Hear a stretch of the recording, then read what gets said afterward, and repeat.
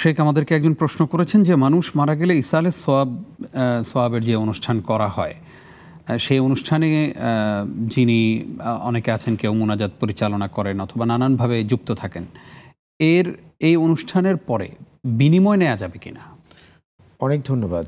এটা নিয়ে ফতোয়ার ক্ষেত্রে যেটা পাওয়া যায় ফতোয়ার কিতাবে, পাশাপাশি হাদিসের আলোকে যদি আমরা বলি যে রাসূল সাল্লাল্লাহু আলাইহি ওয়াসাল্লাম এই ক্ষেত্রে সাহাবায়ে কেরাম আজমাইনদেরকে বলেছেন, বিশেষ করে আব্দুর রহমান ইবনে শিবল রাদিয়াল্লাহু তাআলা আনহু, তাকে রাসূল সাল্লাল্লাহু আলাইহি ওয়াসাল্লাম বলেছেন যে তুমি আল্লাহর আয়াত পড়ে কারো কাছ থেকে কোনো বিনিময় গ্রহণ করো না। এবং এখান থেকে আরও কোরআনে কারিমের আয়াত আছে, ইশতারাবি আয়াতিল্লাহি সামানান কলিলা। এই আয়াত এবং হাদিস থেকে উলামায়ে কেরামের মত হলো, বিশেষ করে মৃত ব্যক্তিদের ক্ষেত্রে যখন কোরআনে কারিমের তিলাওয়াত করা হয় বা দোয়া করা হয়, এটার পরে এটার বিনিময়ে গ্রহণ করাটা কেউ বলেছেন নাজায়েজ, কেউ বলেছেন হারাম, কেউ বলেছেন অনুচিত। এই হলো বিষয়।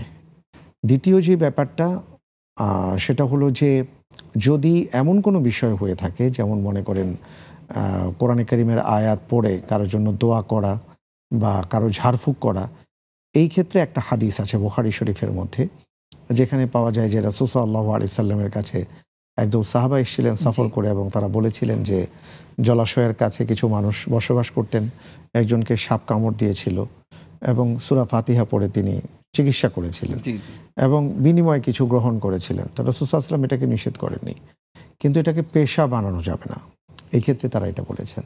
তো মূল কথাটা হলো আসলে এইভাবে বিনিময় গ্রহণ না করাটা নিঃসন্দেহে উত্তম। তো আমরা আবার এটাও দেখি সমাজে, যেই ক্ষেত্রে একজন আলেমকে বা একজন দায়ীকে হাদিয়া দেওয়া উচিত বা উপঢৌকন দেওয়া উচিত, এটা আমরা কিন্তু খেয়াল করি না। কিন্তু এই সকল ক্ষেত্রে আবার খুব মাসআলার দিকে লক্ষ্য করে তাদেরকে বলি যে এটা তো নেওয়া উচিত নয়। অর্থাৎ দুপাশ থেকেই, দুপক্ষের দিক থেকেই আমাদের আসলে ইনসাফ দরকার। এটার কারণেই আসলে ভারসাম্য নষ্ট হয়ে যায়। তো আমরা যদি অন্য দিক থেকে তাকে সম্মানিত করি, তাহলে স্বাভাবিকভাবে তিনি সেটা গ্রহণ করতেন না, কিন্তু ওটা না করার ফলে এটা তিনি গ্রহণ করতে বাধ্য হন। তো সামাজিকভাবে এই সকল বিষয়ে আমাদের সবাইকে সচেতন হওয়া দরকার। জি, অত্যন্ত চমৎকার করে ব্যাখ্যা করলেন। আশা করছি আমাদের দর্শকরা উপকৃত হয়েছেন।